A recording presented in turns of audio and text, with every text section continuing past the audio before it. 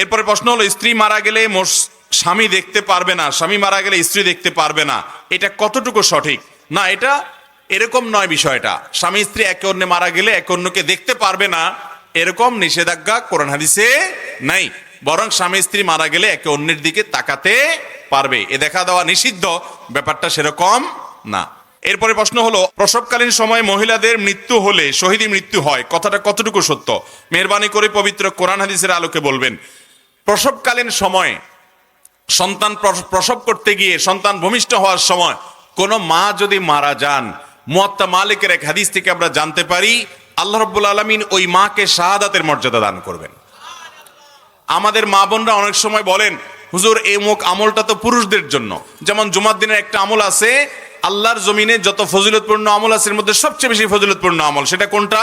জুমার দিন যদি কেউ আগে আগে ঘুম থেকে উঠে উত্তম রূপে গোসল করে এবং পায়ে হেঁটে মসজিদে যায়, কোনো বাহনে না চড়ে, এবং আগে আগে মসজিদে যায়, ইমামের কাছাকাছি গিয়ে বসে, খুতবা শ্রবণ করে, কোনো অনর্থক কথা না করে, তা অনর্থক কথা না বলে, তাহলে এই যে সে মসজিদে আসলো, যতগুলা কদম দিয়ে যতবার পা ফেলে আসলো, প্রতি কদমে প্রতিটা স্টেপে আল্লাহ রাব্বুল আলামিন তাকে একটি স্টেপের বিনিময়ে 1 বছর রাত জেগে নফল ইবাদত আর দিনে রোজা রাখার সওয়াব দান করবেন। তাহলে 100টা কদম যদি কারোর দিতে হয় মসজিদ থেকে আসার সময়, তাহলে সে 100 বছরের নফল ইবাদত করা দিনে এবং রাতের সওয়াব পাবেন। এই হাদিসের আলোকে অনেক হাদিস বিশ্লেষকগণ বলেছেন, আল্লাহর জমিনে ফজিলতপূর্ণ যত হাদিস আছে এর চেয়ে বেশি ফজিলত আর কোনোটাতে নাই। বিধায় অনেক মা বোনরা আছেন বলেন, হুজুর এটা তো আমাদের না, পুরুষদের জন্য। আমি বলি আপনারাও পেতে পারেন, পুরুষদেরকে উদ্বুদ্ধ করে বাসায় পাঠান, এ সওয়াব আল্লাহ আপনাকেও দিবেন, কারণ যিনি ভালো কাজের পথ দেখায় তাকে আল্লাহ তাআলা সওয়াব দান করেন। এছাড়া কিছু কিছু আমল আছে মহিলাদের জন্য স্পেশাল, পুরুষদের জন্য না। প্রসবকালীন সময়ে মারা গেলে শাহাদাতের মর্যাদা মহিলারা পাবে, এই সওয়াবটা পুরুষরা পাওয়ার সুযোগ আছে? আপাত দৃষ্টিতে নাই। তো আল্লাহ তাআলা কিছু কিছু ক্ষেত্রে মেয়েদেরকে বৈশিষ্ট্য দেন। আল্লাহ আমাদের মা বোনদেরকে সবর করার তৌফিক দান করুন, এবং এরকম বিপদে পড়া ইমানদার নারীদেরকে আল্লাহ তাআলা শাহাদাতের মর্যাদা দান করুন। জর্দা সিগারেট খেলে 40 দিন ইবাদত কবুল হয় না, এটা ঠিক কিনা? জর্দা সিগারেট খেলে 40 দিন ইবাদত কবুল হয় না, এভাবে হাদিসে আসে নাই। হাদিসে যেটি বর্ণিত হয়েছে সেটি হলো, যদি কেউ কোনো মাদক সেবন করে এরপরে সে নেশাগ্রস্ত হয়, 40 দিন তার ইবাদত কবুল হয় না, সালাত কবুল হয় না। এর উপরে ভিত্তি করে অনেক উলামায়ে কেরাম যে কোনো নেশা জাতীয় দ্রব্য পান করলেই সেটার উপরে এই বিধানটা প্রয়োগ করেন। তবে হাদিসের ভাষ্য অনুপাতে বোঝা যায় যে মাদক দ্রব্য সেবন করবে সেটা যে প্রকারেরই হোক না কেন, এবং এর ফলে সে মাদক আসক্ত হয়ে যায় এবং সে নেশাগ্রস্ত হয়ে যায়, মাতাল হয়ে যায়, মাতলামি করে, তার জন্য এই ভয়াবহ শাস্তির কথা বলা হয়েছে। বিধায় আপনার কেউ পানের সাথে জর্দা খেলো, তামাক খেলো, যদিও এটা স্বাস্থ্যের জন্য ক্ষতিকর, আর স্বাস্থ্যের জন্য ক্ষতিকর কোনো কিছু কোনো ইমানদারের জন্য করা উচিত না, তাহলে সেক্ষেত্রে সেটা ভিন্ন বিষয়। কিন্তু এর মানে এই না যে এর কারণে তার 40 দিন ইবাদত কবুল হবে না, হাদিসে সেটা বলা হয় নাই। আমাদের এলাকার অনেক মানুষ বিদেশ থাকে, কিন্তু ইসলামে বলা আছে স্ত্রীকে রেখে 3 মাস বা 6 মাস বাইরে থাকা যায়, কিন্তু বাস্তবতায় ঋণ করে বিদেশ গেলে সেই ঋণ পরিশোধ করতে 1 বছরের বেশি সময় লাগে। এখন তাহলে আমাদের করণীয় কি? ভাই, যারা বিদেশ যান বিয়ে করার পর, আমি তাদেরকে বলি আপনাদের বিদেশ যেতে 2 ধরনের ভিসা লাগবে। কয় ধরনের ভিসা? একটা ভিসা নেবেন যে দেশে যাবেন সেই দেশের এম্বাসি থেকে, আর আরেকটা ভিসা নেবেন আপনার বউয়ের কাছ থেকে।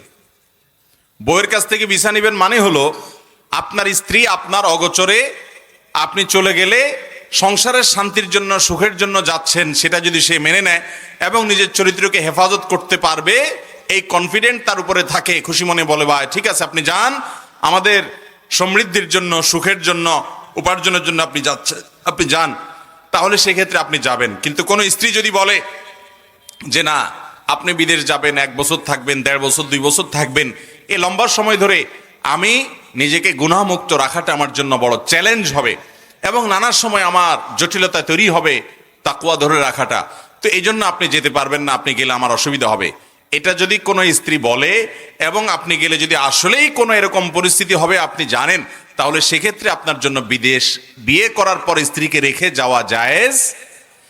তবে এর মানে এই না যে শরীয়ত আপনার জন্য কোনো সময় ঠিক করে দিয়েছে, যেমন প্রশ্নকর্তা বলেছেন 3 মাস, 6 মাস বাইরে থাকা যায়, এর বেশি যায় না। না, এটা তো আপনার মন গড়া কথা। 3 মাস 6 মাস থাকা যায় এমন কোনো কথা নাই। স্বামী স্ত্রী উভয় যদি সম্মত থাকে, স্ত্রী যদি গুনাহ থেকে বেঁচে থাকতে পারেন আলহামদুলিল্লাহ, স্বামীও বেঁচে থাকতে পারেন, তাহলে 1 বছর 2 বছর 3 বছর বা আরো লম্বা সময় যদি বিদেশ থাকেন, সেটা শরীয়ত দৃষ্টিকোণ থেকে নাজায়েজ বা হারাম না। কিন্তু মনে রাখবেন, এরকম দীর্ঘ সময় স্ত্রীকে ফেলে রেখে বিদেশে পড়ে থাকা কখনো ভালো জিনিস। ইসলাম চায় স্বামী স্ত্রী একে অন্যের কাছাকাছি থাকবে, কারণ বিয়ের অন্যতম একটা উদ্দেশ্য হলো পবিত্রতা, চারিত্রিক হেফাজত, চরিত্রের হেফাজত। এই চারিত্রিক পবিত্রতা এটা নষ্ট হতে পারে যদি আপনি লম্বা সময়ের জন্য বিদেশে চলে যান। এই জন্য আমি বলি, যারা বিদেশে যেতে চান অবিবাহিত অবস্থায় যাবেন, উপার্জন করে পুঁজি সংগ্রহ করে চলে আসবেন। আর যদি বিয়ে করার পরে যান, তাহলে এমন প্রফেশনে যাবেন, চেষ্টা করবেন স্ত্রীকে সাথে নিয়ে যাওয়ার জন্য, থাকার জন্য, যাতে করে আপনার চরিত্রের হেফাজত থাকে। চেষ্টা করবেন তো ইনশাআল্লাহ? আল্লাহ আমাদেরকে তৌফিক দান করুন। আমাদের এলাকায় একটি প্রচলন আছে, মানুষ মারা গেলে 3 দিনের দিন কাপড় ধোয়া নিয়ে হাদিস বা কোরআন কি বলে? মানুষ মারা যাওয়ার পর 3 দিনের দিন কাপড় ধোয়া, এটা আবার কি? আমি নতুন করে জানলাম।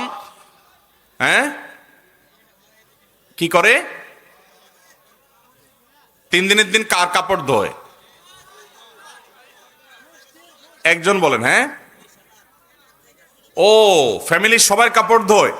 চিন্তা করেন, এত কুসংস্কার এদেশে আছে যে সবগুলো আমরা জানিও না। মনে রাখবেন, মানুষ মারা যাওয়ার পর যারা মৃত ব্যক্তিকে দাফন করেছে, কবর দেয়াতে শামিল হয়েছে, তারাও ঘরে প্রবেশ করার আগে, বাড়িতে আসার পর তারা এমনকি ঘরে ঢুকলো, তাদের জন্য গোসল করাটা মুস্তাহাব। তাদের জন্য গোসল করাটা কি? মুস্তাহাব, ভালো। এছাড়া পুরা পরিবারের সবার কাপড় চোপড় ধুইতে হবে 3 দিন পর, এমন কোনো কথা কোরআন হাদিসে কোথাও বলা। ইসলামের নামে এরকম মন গড়া কোনো কিছু যদি করে কেউ, তাহলে সওয়াব হওয়া তো দূরের কথা, বরং উল্টা কি হতে পারে? গুনাহ হতে পারে, বেদাত হতে পারে। বিধায় কোনো মানুষ মারা গেলে পরিবারের সবার কাপড় চোপড় ধুইতে হবে 3 দিনের দিন, এরকম কোনো কথা কোরআন হাদিসে কোথাও বলা হয় নাই। এটা কুসংস্কার। এটা কি? কুসংস্কার। অতএব আমরা এটা বিশ্বাস করব না।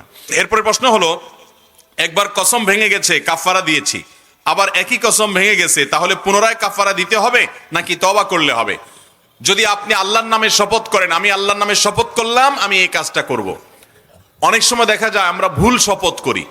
যেমন ধরুন, কোনো বন্ধুর সাথে রাগারাগি করে বলল যে আল্লাহর কসম তোর সাথে আমি আর কথা বলবো না।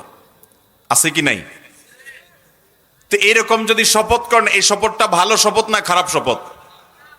কথা বলেন, ভালো শপথ না খারাপ শপথ? কেমনে খারাপ? কারণ কোন মুসলমান অন্য কোন মুসলমানের সাথে রাগ করে 3 দিনের বেশি কথা বলা বন্ধ রাখা জায়েজ। অতএব এই নাজায়েজ কাজটা যদি কেউ করে, তাহলে সেক্ষেত্রে খারাপ কাজ। এই খারাপ কাজের শপথ যদি কেউ করে, তাহলে সে ওই শপথটা ভাঙতে হবে, ওইটা ভাঙা জরুরি। অন্যায় এবং ভুল শপথ করলে সেই শপথ রক্ষা করবেন না, বরং সেটা ভাঙবেন। আর শপথ ভঙ্গের কারণে আপনি কাফারা দিয়ে দিবেন। কাফারা স্বরূপ 10 জন মিসকিনকে খাদ্য দিবেন, অথবা আপনি 3টা রোজা রাখবেন, এতে আপনার কসমের কাফারা হয়ে যাবে। এখন কথা হলো, একবার কসম করেছেন, ভেঙেছেন, ভাঙার পর কাফারা দিয়েছেন, আবার কসম করেছেন, এবারও যদি ভাঙেন তাহলে আপনাকে আবার কাফারা দিতে হবে। শুধু তওবা করছেন, মাপ চাইছেন, তাতে কাজ হবে না।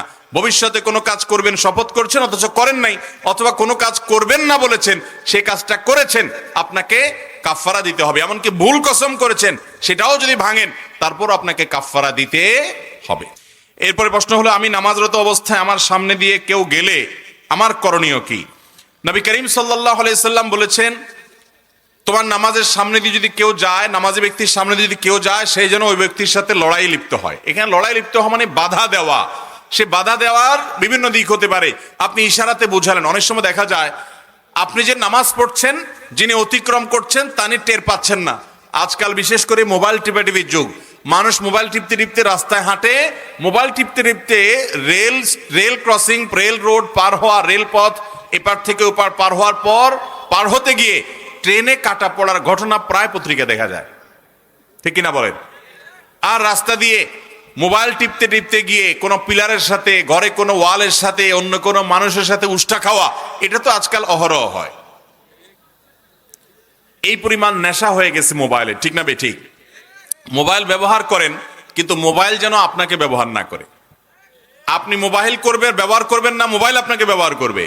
আপনি যদি মোবাইল ব্যবহার করতে করতে ডাইরেক্ট হয়ে যান, ডাইরেক্ট বুঝেন, যে ওইটা টিপাটিপি করা ছাড়া আপনার কিছুই হয় না, তাহলে সেক্ষেত্রে এটা এক ধরনের রোগ। আল্লাহ তাআলা রোগ থেকে আমাকে আপনাকে বেঁচে থাকার তৌফিক দান করুন। তাহলে যেটা বলছিলাম যে যদি কেউ মোবাইল টিপতে টিপতে মসজিদে হাঁটাহাঁটি করে, তাহলে একজন নামাজ পড়ছে যে হুঁশও তার হয়তো থাকবে না। এই জন্য আপনি তাকে ইশারা দিবেন, বোঝানোর চেষ্টা করবেন যে আপনি নামাজের মধ্যে আছেন, কিন্তু আমলে কাসির হয়, অর্থাৎ আপনি এমন কাজ করলেন যেটা করতে গিয়ে আপনি নামাজে আছেন যেটা বোঝার কোনো উপায় নেই, এরকম যদি হয়ে যায় তাহলে আপনার নামাজ ভেঙে যেতে পারে।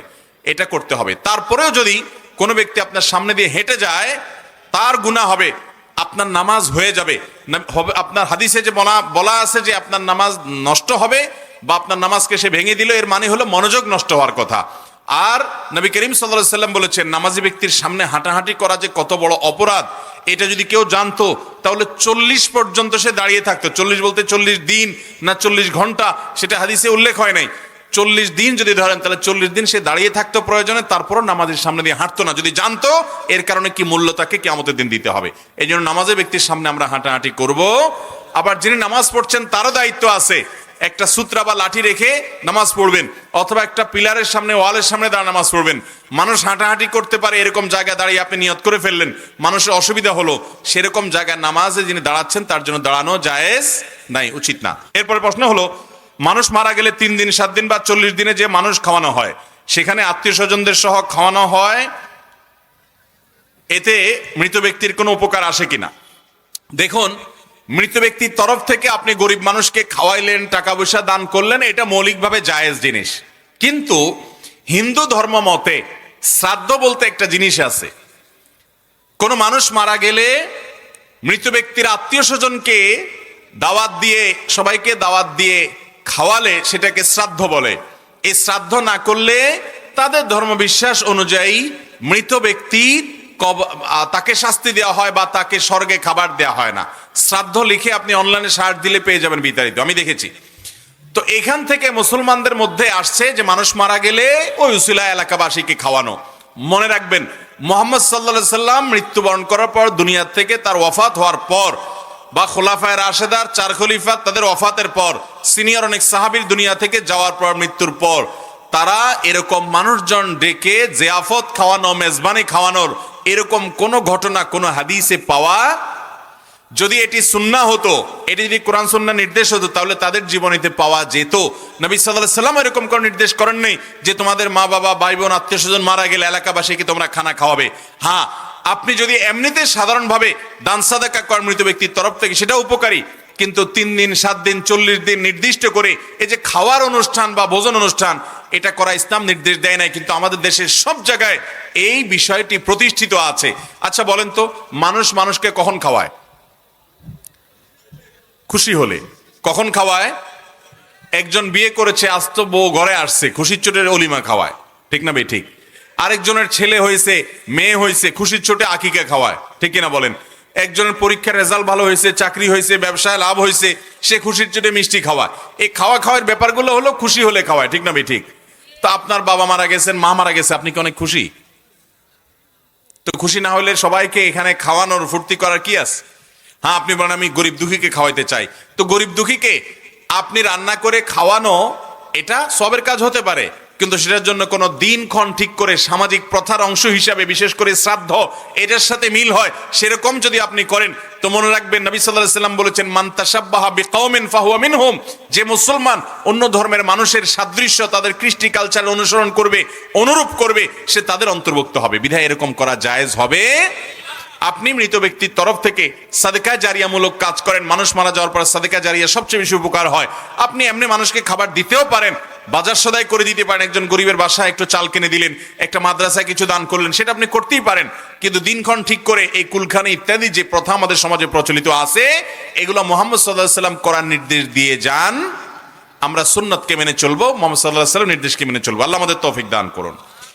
এরপরে প্রশ্ন হলো, আমার এলাকার বহু ধনী লোক একজন মারা গিয়েছে, এখন তাহার ছেলেরা প্রতিদিন আসর বাদ কবরের পাশে কোরআনের হাফেজকে দিয়ে কোরআন পড়ায়, এটা কি শরীয়ত মতো জায়েজ আছে? ভাইরা আমার, আমরা অনেকে মা বাবার কবরের পাশে মাদ্রাসার ছাত্রদেরকে টাকা পয়সা দিয়ে ঠিক করি তারা যেন বসে বসে কোরআন শরীফ পড়ে, অথবা মা বাবা মৃত্যুর পর তাদের লাশের চারপাশে বসে বসে কোরআন শরীফ পড়বে, আমরা টাকা দিয়ে লোক ঠিক করি, অথবা এমনিতেই তাদের জায়গায় তারা বসে বসে কোরআন খতম পড়বে, কোরআনে কারীম তেলাওয়াত করবে, তার জন্য আমরা টাকা দেই। ভালো করে শুনে রাখেন, মৃত ব্যক্তিকে সওয়াব পাঠানোর উদ্দেশ্যে কবরের কাছে হোক, লাশের পাশে হোক, আর অন্য কোনো জায়গায় হোক, লোক ভাড়া করে এনে কোরআনে কারীম তেলাওয়াত করানো এটা নাজায়েজ। এর কারণে মৃত ব্যক্তির লাভ হয় না, বরং আপনার গুনাহ হয়। আর যে তেলাওয়াত করে টাকা নেয় সে হুজুরও গুনাহগার হয়। কথা কি বুঝতে পারছি ভাইরা আমার? এটা আমার ফতোয়া না, সারা দুনিয়ার সমস্ত উলামা ইকরামেরই ফতোয়া। মৃত ব্যক্তির জন্য কোরআন খতম করে, কোরআন খতম করায়া টাকা নেওয়া দেওয়া জায়েজ নাই। এটা পারিশ্রমিক নেওয়ার মতো বিষয় না, সম্পূর্ণ গুনাহের কথা। এবং এই ব্যাপারে দারুল দেওবন্দ সহ বিশ্বের বড় বড় জায়গা থেকে স্পষ্ট ফতোয়া দেওয়া আছে।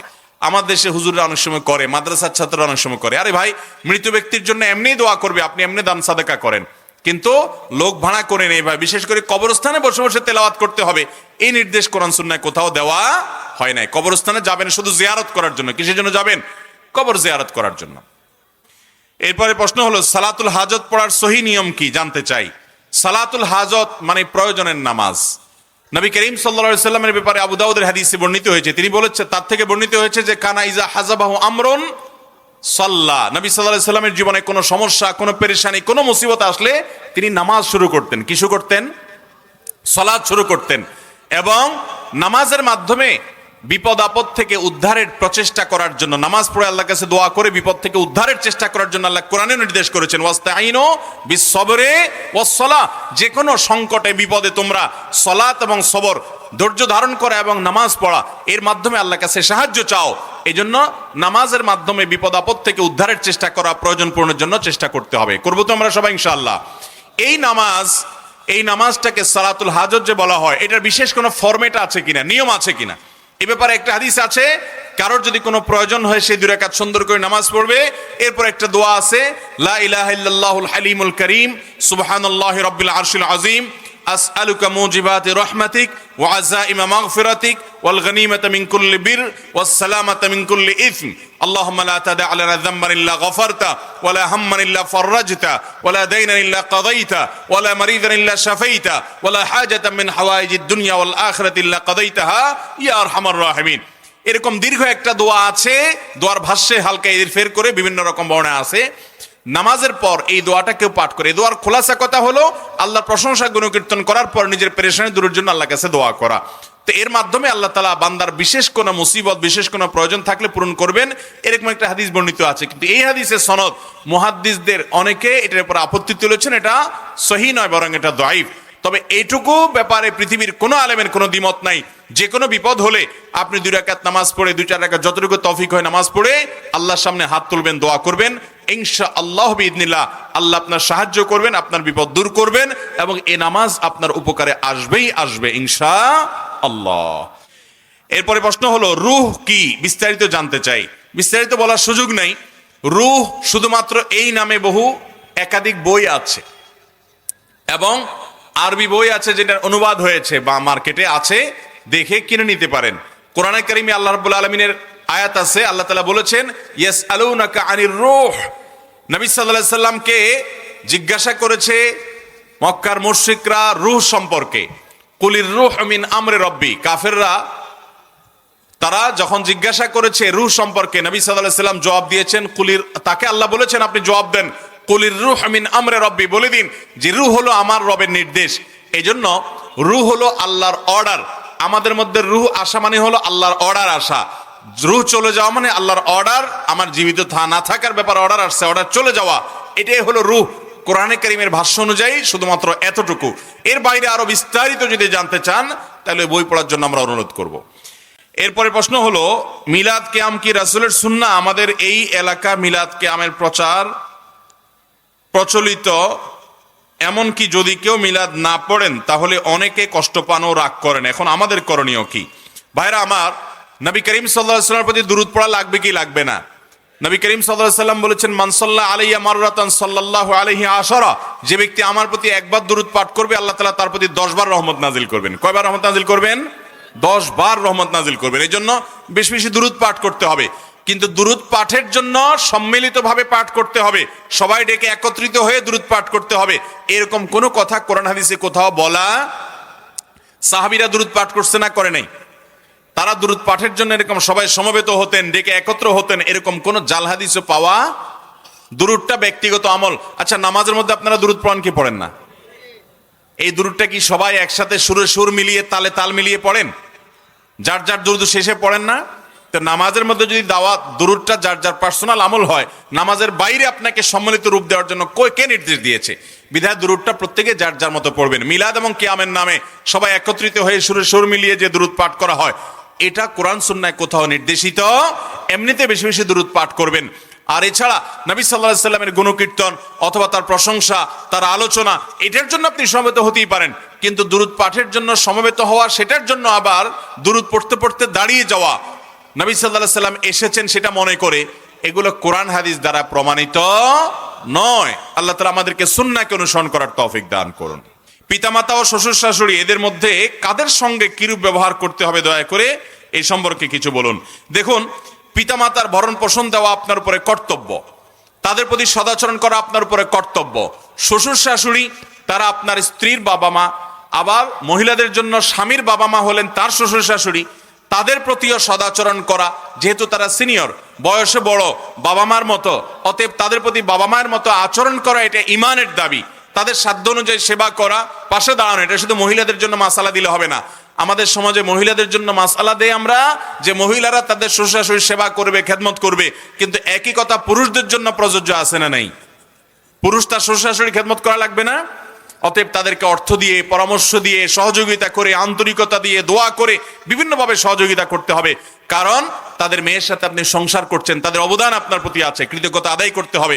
আমাদের সমাজে কৃতজ্ঞতা আদায় করা তো দূরের কথা, বরং বউ চুন থেকে নুনটা যদি খসায়, সাথে সাথে মোবাইলটা নিয়ে ফোন দেয়া, শ্বশুরের ফোন দেয়া, ধমক শুরু হয়, আপনার মেয়ে আকাম করছে, আপনার মেয়ে এটা বলছে, মাকে বলে, সম্বন্ধীকে বলে। এরকম অনেক স্বামী আছে না নাই? ভাইরা আমার, স্বামী স্ত্রীর মধ্যকার যদি কোনো সমস্যা হয়, নিজেরা সলভ করার চেষ্টা করতে হবে, নিজেরা সমাধান করার চেষ্টা করতে হবে।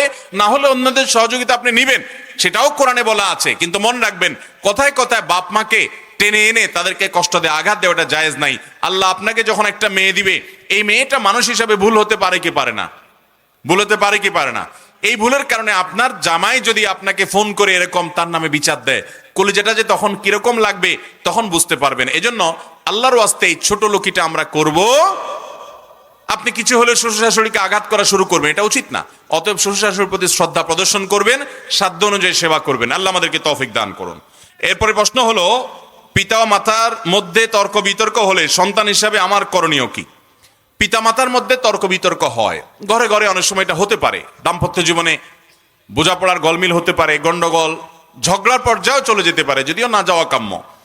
একজন সন্তান হিসাবে আপনার ভূমিকা কি হবে? খুবই গুরুত্বপূর্ণ।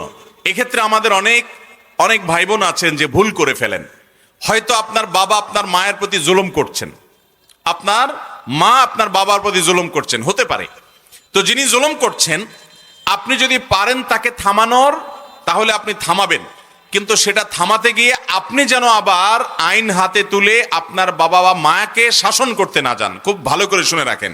অনেক ছেলে আছে, বাবা তার মার প্রতি জুলুম করছে, এই জন্য বাবার গায়ে হাত তোলে, আছে না নাই? খবরদার, ভয়াবহ অপরাধ হবে এটা। আপনি যেটা করবেন, আপনার মাকে বাঁচাবার জন্য আপনি ওয়াল হয়ে যান, দেয়াল হয়ে যান, আপনি বাবার হাতটা ধরে ফেলেন। আপনি বেয়াদবি করবেন না, আপনি তাকে কাউন্সিলিং করেন, তাকে বুঝান, ঠান্ডা মাথায় নসিহত করেন, যখন স্বাভাবিক হয় অন্য কাউকে দিয়ে বুঝান, অন্য কারোর সহযোগিতা চান, আপনার দাদা দাদি, বড় চাচা, অন্য যারা আছেন তাদের কাছে বিচার দিয়ে তাকে সংশোধন করেন, আপনি উদ্যোগ গ্রহণ করেন। অতিরিক্ত জুলুম হচ্ছে, মাকে আপনি বাঁচাবার জন্য বিভিন্ন উদ্যোগ নেন, কিন্তু তাই বলে আপনি বাবার বিচারের দায়িত্ব বা মাকে শাসন করার দায়িত্ব আপনার হাতে তুলে নিতে পারেন? খবরদার, এটা অনেক যুবক ভাইরা ভুল করে বসেন। আল্লাহ আমাদেরকে বুঝার তৌফিক দান করুন। কারোর সাথে কথা বললে ঝগড়া বাঁধার সম্ভাবনা 100%। এমত অবস্থা আমার করণীয় কি? যদি মনে হয় এখন কথা বললে ঝগড়া হবে, তাহলে কথা বলবেন না, কথা বলা আপনার জন্য ওই টাইমে জায়েজ নাই। কিন্তু তার সাথে চিরকাল কথা বলবেন না, কেন? কথা বললে ঝগড়া হবে, এটা গ্রহণযোগ্য কোনো অজুহাত না। একটা লোকের সাথে এখন এই মুহূর্তে কথা বললে আমার মেজাজ গরম আছে, এটা খারাপ দিকে যাবে, তার মেজাজ গরম আছে, তাহলে ওই টাইমে কথা না বলাই হলো সুন্নাহ। ওই সময় কথা বলবেন না, সবর করবেন। এবং 2 দিন 3 দিন আপনি কথা না বলে থাকলেন, এটুকুও গ্রহণযোগ্য। কিন্তু এরপরেও আপনি দীর্ঘকাল তার সাথে কথা বললেন না, তাকে তরক করলেন, এটা জায়েজ নাই। লা ইয়াহিল্লু লিমুসলিমিন আন ইয়াহজুরা আখাহু ফাওকা সালাতি লায়াল। কোন ব্যক্তি তার মুসলমান ভাইয়ের সাথে 3 দিনে বেশি কথা বলে থাকবে না, এটা জায়েজ নাই। বিধায় আপনি সাময়িক সময়ের জন্য এটা করতে পারেন। এরপর প্রশ্ন হলো, আমি একজন যুবক, বিয়ে করেছি, কিন্তু আমি বিয়ের আগে অনেক অন্য কাজ করেছি, তা আমার বউ জেনে গিয়েছে। এখন আমার বউ কিছু হলে, ঝগড়া হলে সে আমার অতীত নিয়ে বাজে ব্যবহার করে। এমত অবস্থা আমার করণীয় কি? আহারে যুবক ভাইরা আমার, স্বামী স্ত্রী একে অন্যের দুর্বল কোনো পয়েন্ট যদি জেনে যায়, তাহলে স্বামী হোক আর স্ত্রী হোক, যেই হোক না কেন, সবার জন্য প্রযোজ্য। দুর্বল কোনো পয়েন্ট পেয়ে গেলে সেটা নিয়ে খোঁচাখুচি করা, খোঁটা দেওয়া, ঝগড়ার সময় আপনার শত্রুতা উদ্ধার করা, এটা সম্পূর্ণ গুনাহ এবং নাজায়েজ কথা। আত্তাইবু মিনায যামবি কামান লা যামবালা। কেউ কোনো পাপ করার পর সে যদি তওবা করে ফিরে আসে, লজ্জিত হয়, তাহলে তাকে ওই পাপের কথা বলে খোঁটা দেওয়া, তাকে ওই কথা বলে কষ্ট দেওয়া, আঘাত দেওয়া গুনাহের কথা, নাজায়েজ কথা। এর কারণে আপনার আমলনামা বরবাদ হবে, আপনি হারামে লিপ্ত হবেন। কারণ সে তওবা করে ফিরে এসেছে। সে যদি ওই অপকর্মে আর লিপ্ত না থাকে, সে লজ্জিত হয়, অনুতপ্ত হয়, আপনি তো এখন তাকে কথায় কথায় চান্সে ওই কথা বলে কষ্ট দেবে, এটা জায়েজ না। এরকম করলে দাম্পত্য জীবন কখনো সুখী হতে পারে না। মনে রাখবেন, পৃথিবীতে কেউ দুধের দোয়া না, সবাই পবিত্র না, ভুল ত্রুটি মানুষ করে। কিন্তু যিনি প্রশ্ন করেছেন, আমার তার কাছে বক্তব্য হলো যে আপনিও আপনার এই দুর্বলতার কথা বউকে বলার কোনো প্রয়োজন ছিল? মনে রাখবেন, গুনাহ করা একটা অপরাধ, গুনাহ করার পর সেটা অন্যের কাছে বলে বেড়ানো সেটা আরেকটা। কুল্লু উম্মতি মুআফান ইল্লাল মুজাহিরুন। নবী সাল্লাল্লাহু আলাইহি ওয়াসাল্লাম বলেছেন, আমার উম্মতের সবাইকে মাফ করা হবে, কিন্তু যারা প্রকাশ্যে দেখে দেখে গুনাহ করে বা গুনাহ করে প্রকাশ করে বেড়ায়, এরকম বেপরোয়া মানুষগুলোকে ক্ষমা করা হবে না। মনে রাখবেন, গুনাহ করার পর অনেক লোক আছে, যুবক আছে, বন্ধু বান্ধবদের সাথে আড্ডা ফাড্ডা মারে, গল্প করে। মনে রাখবেন, গুনাহ করার পর কারোর কাছে গল্প দেওয়া মানে হলো তাকে সাক্ষী বানানো। এই কাজটা করা উচিত না। কিন্তু আপনি জেনে গেছেন কোনোভাবে, বা তিনি বলে ফেলেছেন, এখন আপনি এই চান্সে তাকে বিভিন্ন সময় ঘায়েল করেন। সম্পূর্ণ অন্যায় কথা, গুনাহের কথা। সে গুনাহ করে যে অপরাধ করেছে, আপনি তাকে ঘায়েল করে একই অপরাধ করবেন। অতএব দাম্পত্য জীবনে সুখী হওয়ার জন্য ঝগড়াঝাটি হতেই পারে, কিন্তু এই সমস্ত ছোট লোকি কাজ কোনো ইমানদার করতে পারে না। আল্লাহ আমাদেরকে এই সমস্ত অন্যায় থেকে বেঁচে থাকার তৌফিক দান করুন। অনেকদিন ঝগড়া হলেই দেখবেন গালিগালাজ করে। মুনাফিকের 4টা আলামতের মধ্যে একটা হলো ইদা খাসামা ফাজারা। যখনই ঝগড়া হয় সে গালিগালাজ করে, গুনাহে লিপ্ত হয়ে যায়। নবী সাল্লাল্লাহু আলাইহি ওয়াসাল্লাম বলেছেন, ইমানদার কখনো কখনো গালিবাজ হতে পারে না, এ ধরনের নোংরা কাজ করতে পারে না। আল্লাহ আমাদেরকে বেঁচে থাকার তৌফিক দান করুন। এরপরে প্রশ্ন হলো, আমাদের চাচাদের কাছ থেকে 4-5 লক্ষ টাকা পাই, কিন্তু তাদের কাছে টাকা চাইলে তারা আমাদের মারতে আসে এবং আমাদেরকে অভিশাপ দেয়। এমন অবস্থায় আমাদের করণীয় কি? আমাদের পরিবারে টাকা খুব প্রয়োজনীয় মুহূর্তে। দেখুন, পাওনাদার যদি আপনাকে টাকা না দেয়, তাহলে সেক্ষেত্রে পাওনাদারের প্রতি আপনি প্রেসার ক্রিয়েট করতে পারেন। প্রয়োজনে আপনি আইনের আশ্রয় নিতে পারেন, আপনি আপনার হক আদায়ের জন্য উদ্যোগ গ্রহণ করতে পারেন। তাই বলে তার প্রতি জুলুম হয় সে পর্যায়ে আপনি যেতে পারবেন না, গালিগালাজ করতে পারবেন না। এরপরেও যদি আপনি আদায় করতে না পারেন, মনে রাখবেন, আপনাকে যে ঠকিয়েছে সে আপনাকে খুব বেশি ঠকাতে পারে না, সে নিজেকে ঠকিয়েছে। কারণ সে কিয়ামতের ময়দানে পাই পাই করে হিসাব দেওয়া। দুনিয়াতে তো সে টাকা মেরেছে, আখিরাতে তার আমল করা সওয়াবগুলো দিয়ে দিতে হবে। আল্লাহ তাআলা এই ভয়াবহ পরিস্থিতি থেকে আমাদেরকে বাঁচার তৌফিক দান করুন। এবং নবী সাল্লাল্লাহু আলাইহি সাল্লাম বলেছেন যে যদি কেউ মাতালুল গনিয়ে জুলমুন, কেউ যদি টাকা দিতে পারে তারপরও পাওনাদারের টাকা না দেয়, টালবাহনা করে, সে জুলুম করে। আমাদের দেশে দেখবেন, গ্রামাঞ্চলে, শহরে, বিভিন্ন জায়গায় দোকান থেকে বাকি খাওয়ার পর সেই দোকান থেকে মাল না কিনে নগদ টাকা আরেক দোকান থেকে কিনে। আছে না নাই? অনেকে আছে ওই দোকানের সামনেও আর হাঁটে, এর কাছ থেকে হাওলাত নিয়ে ঘুরে বেড়ায়, ওর কাছ থেকে হাওলাত নিয়ে ঘুরে বেড়ায়। আল্লাহ তাআলা এই অন্যায় থেকে আমাদেরকে বেঁচে থাকার তৌফিক দান করুন। নবী করিম সাল্লাল্লাহু আলাইহি ওয়াসাল্লাম বলেছেন, খিয়ারুকুম আহসানুকুম কাদাআ। তোমাদের মধ্যে সবচেয়ে ভালো মানুষ তারা যারা হাওলাত নিলে, ধার নিলে, বাকি নিলে পরিশোধ করার সময় ভালো মানুষের পরিচয় দেয়, ওয়াদা রক্ষা করে, কর্জে হাসানা এটা পরিশোধ করে। এরকম মানুষগুলো হলো সমাজের সবচেয়ে ভালো মানুষ। নামাজ কালাম পড়েন, কিন্তু মানুষের বাকি নিয়ে ঘুরান, মানুষের টাকা দেন না, তা হাওলাত নিয়ে দেওয়ার নামগন্ধ না, সে কখনো ভালো মানুষ হতে পারে না। এরপরে প্রশ্ন হলো, বিবাহের বয়স 4 বছর হলো, কিন্তু এখনো দেনমোহর পরিশোধ করতে পারি নাই। এখন আমার হাতে টাকা আছে, এখন দিলে হবে কিনা? বিবাহের দেনমোহর নগদে দিলে যেমন হবে, বাকিতে আদায় করলেও পরিশোধ হবে, কিন্তু দিতে হবে। অনেক লোক আছে বিবাহ করে স্ত্রীর মহর দেওয়ার নামগন্ধ। আপনাদের এই মজলিসে বিয়ে করেছেন আর স্ত্রীর মহর পরিপূর্ণ পরিশোধ করছেন যারা, হাত তোলেন। বইয়ের মহর সব পরিশোধ করছেন, এই অল্প কয়েকজন হাত নামান। সব মিলে 15-20 জন মানুষ হবে। এত মানুষের মধ্যে মাত্র 15-20 জন মানুষ বইয়ের মহর পরিশোধ করছেন। বাকিদের অবস্থা কি? আবিয়াত্তা, আরে আবিয়াত্তা কয়জন আছে এখানে? যারা স্ত্রীর মহর পরিশোধ করেন না তারা পরিশোধ করবেন তো ইনশাআল্লাহ? করবেন তো ইনশাআল্লাহ? স্ত্রীর মহর পরিশোধ দুনিয়াতে না করলে স্ত্রী হয়তো কিছু বলবে না। মনে রাখেন, কিয়ামতের ময়দানে আপনার আমল নামা থেকে স্ত্রীকে দিয়ে পরিশোধ করা হবে। ইয়াউমা ইয়াফিরুল মারউ মিন আখিহি ওয়া উম্মিহি ওয়া আবি ওয়া সাহিবাতিহি ওয়া বানি। সেদিন স্বামী স্ত্রী কেউ কাউকে ছাড় দিবে না। অতএব বইয়ের মহর পরিশোধ করবেন তো ইনশাআল্লাহ? স্ত্রীর মহর পরিশোধ করতে হবে। বিয়ে আগে হয়েছে, মহর পরিশোধ করতে পারেন নাই, এখন আল্লাহ তৌফিক দিয়েছে, এখন পরিশোধ করে দেন, আদায় হবে ইনশাআল্লাহ। আল্লাহ তাআলা আমাদেরকে যে সমস্ত কথা আমরা শুনলাম, জানলাম, বুঝলাম সেগুলো অনুযায়ী আমল করার তৌফিক দান করুন, বলুন আমিন। হাযা মা ইনদি ওয়াল ইলমু ইনদাল্লাহ। আসসালামু আলাইকুম ওয়া রাহমাতুল্লাহি ওয়া বারাকাতুহু। ক্লোজিং এ যাই।